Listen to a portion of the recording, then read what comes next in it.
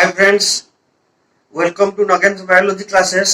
आशा करूँ आपण मैंने भलरे थे। तो मु आज diversity in the living world रो क्लास 2 को प्रोवाइड करिया को जाउची। बहुत दिन हला हमें वीडियो करिवार नथिली, मोर किछ असुविधा सकासे। तो वर्तमान मु आज से वीडियो को से क्लास को प्रोवाइड करिया को जाउची। आपण माने बहु प्रतीक्षा करथिबे मो वीडियो को। तो वर्तमान देरी न करी चलंतु स्टार्ट करिबा diversity in the living world class. Okay, तो देखंतु मु प्रीवियस क्लास रे पढाइथिली introduction biodiversity in the living world रो इंट्रोडक्शन विषय किछ कहिथिली, लिविंग विषय किछ कहिथिली।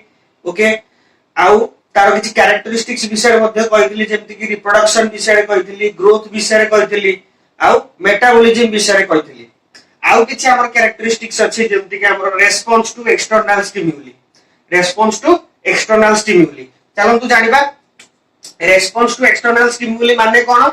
से कहला one of the complex feature of the living things is the potential to sense environment और surroundings and respond to environmental stimulus. से कहला हमर लिविंग बीइंग रो गोटे इंपोर्टेंट गुरुत्वपूर्ण फीचर होची जे हमर एनवायरनमेंट हो बा सराउंडिंग, जोटा कि हमर एनवायरनमेंट को आए। ये जो सराउंडिंग को हमें कौन करि परिबा, तार जो स्टिमुलस अछि सराउंडिंग में जे कोन से हमको स्टिमुलस मिलुची हमें ताको रेस्पोंड करि परिबा, हला रिसीव करि परिबा बा ग्रहण करि परिबा। Environmental stimulus can be chemical, physical and biological. से जो हमको सराउंडिंग रो जो स्टिमुलस बा उद्दीपना हमको मिलुची से आइदर कोन केमिकल ही परिबो, केमिकल स्टिमुलस हे परिबो, फिजिकल स्टिमुलस हे परिबो बा बायोलॉजिकल स्टिमुलस मध्ये हे परिबो। हला living things have particular sense organs and through sense organs it respond to external factors like water, temperature, light, pollutants, other organism and फूडर्स।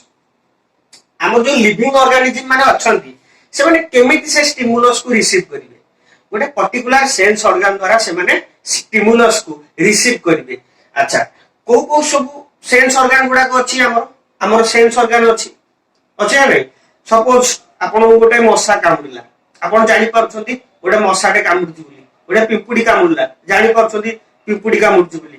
Environment ता गरम अछि, आजि एबाळी खरा दिनिया एटा, सो हमको गरम लागुची, झाळ लागुची, हम सेंस द्वारा जानि परछे हमको गरम लागुची, कोडा गरम कोडा ठंडा। तो सेमिति सेंस ऑर्गन द्वारा हमें विभिन्न प्रकार सेंस को हमें बारी परिबा, विभिन्न प्रकार स्टिमुलस को हमें जानि परिबा। जेमिति कि हम कोन कोन फैक्टर्स को जानि परिबा, वाटर को जानि परछे, पानी गरम अछि कि ठंडा अछि, टेम्परेचर को जानि परछे, अंधार अछि कि लाइट अछि, लाइट को भी जानि परछे, पोल्यूटेंट्स एगुडा को भी जानि परछे, हला आउ मध्ये विभिन्न प्रकार ऑर्गेनिज्म को भी जानि परछे, आउ फूडर्स को मध्ये भी जानि परछे, खाद्य को मध्ये हमें जानि परछे। तो एटा गोटे सेंस ऑर्गन द्वारा हमें कोन विभिन्न प्रकार स्टिमुलस को रेस्पोंड करछे बा रिसीव करछे बा ग्रहण करछे। ओके, तापर देखिबा धीरे धीरे आहुरी मध्ये फैक्टर अछंती, जेमति कि कॉन्शियसनेस, रेस्पोंसिवनेस। ओके, तापर सेल्युलर ऑर्गेनाइजेशन। तो ए सब गुडा को होछुती हमर कोन हमर गोटे लिविंग बीइंग रो कैरेक्टरिस्टिक्स। ओके, आशा करछि आपण माने फैक्टर्स को सब जानि पारथिबे। तो तापर हमें दिबा धीरे धीरे बायोडाइवर्सिटी आडो।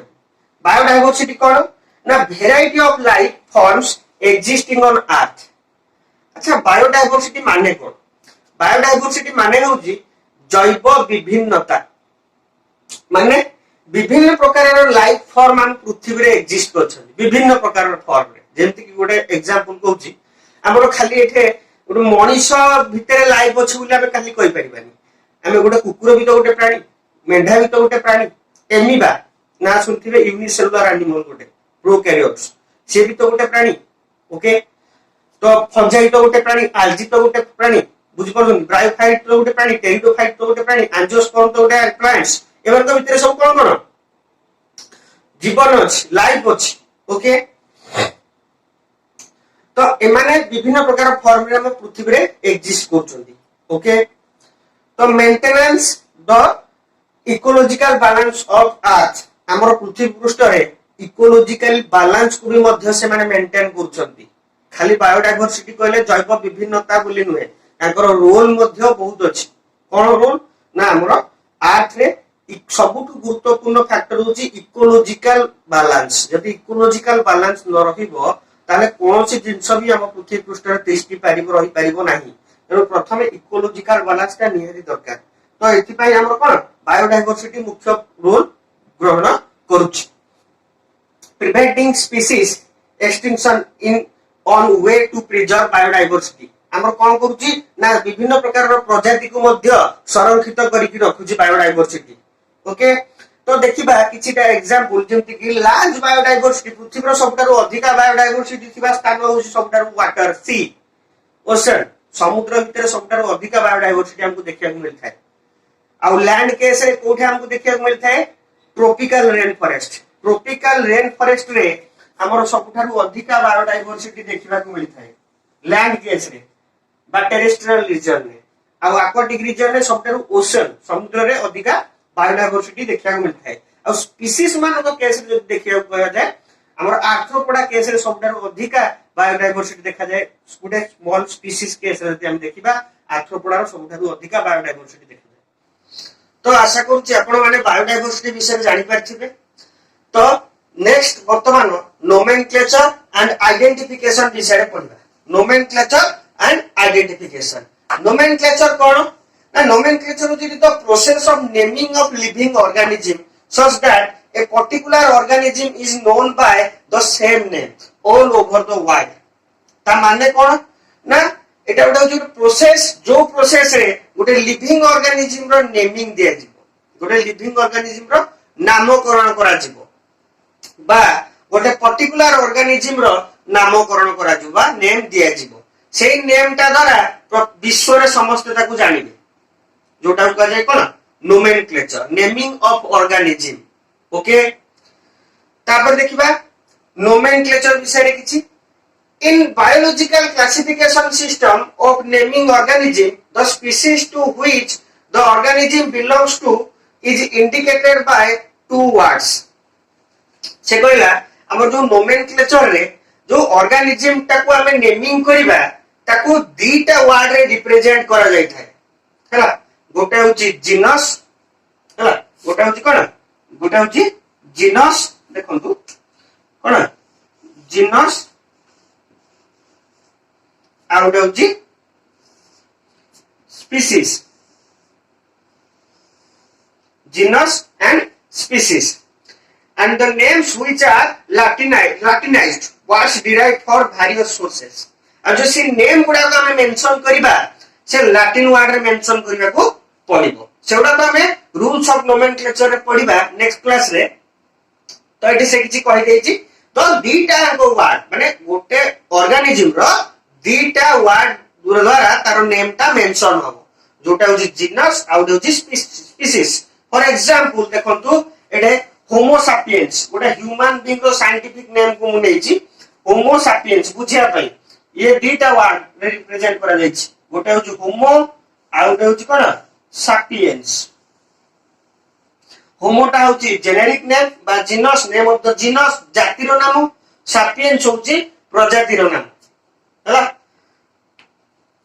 बुझि पारले तो नोमेनक्लेचर कोन ता विषय एग्जांपल कोन जानि पाइले तापर देखिबा हमें आइडेंटिफिकेशन कोन ना describing an organism correctly so that organism can be named से ऑर्गेनिज्म विषय रे करेक्टली ताको डिस्क्राइब करा जिवो हला जहा फल रे से ऑर्गेनिज्म ता पर्टिकुलर ऑर्गेनिज्म रो नेमिंग ता हेई पाइबो ताको कहला आइडेंटिफिकेशन माने गोटे ऑर्गेनिज्म को हमें आइडेंटिफाई करले जाई गिरी तार नेमिंग ता हेई पाइबो करेक्टली ताको आइडेंटिफाई करिया को पड़िबो जहा फल रे तार नाम ता दिया जाई पाइबो बा तार नेम ता दिया जाई पाइबो okay without identification we cannot carry out the nomenclature मु सेम जिंस कहि छेनका हमर आइडेंटिफिकेशन को जदि करबा नाही ताले नोमेनक्लेचर हे परिबो नाही प्रथम आइडेंटिफिकेशन तापरे नोमेनक्लेचर तो देखिबा या कर इंपोर्टेंस कोन इंपोर्टेंस कहला प्रथम importance A common system of naming is essential so that it makes it widely accepted throughout the world जदि हमें नामकरण न करिबा नोमेनक्लेचर न करिबा पूरा विश्व रे ताकू जानि परिबे कि जे गोटे स्पीशीज बोली गोटे जिंसटा अछि बा गोटे जीनस बोली गोटे जिंसटा अछि बा सेही ऑर्गेनिज्म बोली गोटे जिंसटा अछि नेमिंग द्वारा ऑल ओवर वर्ल्ड ताकू सब जानिबे वाइडली एक्सेप्टेड है। This helped to a great extent in maintaining the standardization in naming living thing। ता माने से कहला ये आउ कोन साहाय्य करता है ना हमर स्टैंडर्डाइजेशन को मेंटेन करता है हला maintaining the standardisation in naming living thing. उटा लिविंग ऑर्गेनिज्म रो नेम को करिवा पई बा नेम को दबा पई तार स्टैंडर्डाइजेशन को से मेंटेन करता है। ओके ये उसका इंपोर्टेंस। तो फ्रेंड्स आशा करूची आपण माने आजिरो क्लास को आपण बुझी पारथिबे। तो मु नेक्स्ट क्लास रे आपण मानन को rules of nomenclature and classification ए विषय रे क्लास को नै आसीबी।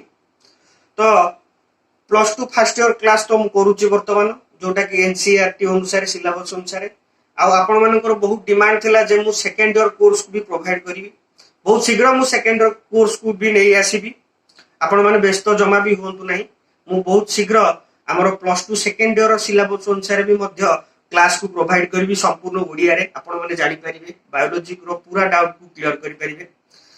अच्छा जदि भलो लागि थाए क्लास टी को ताहले आपण माने वीडियो टी को संपूर्ण मात्रा रे देखंतु, हृदय रु लाइक करंतु, शेयर करंतु, सब्सक्राइब करंतु। Okay so thank you.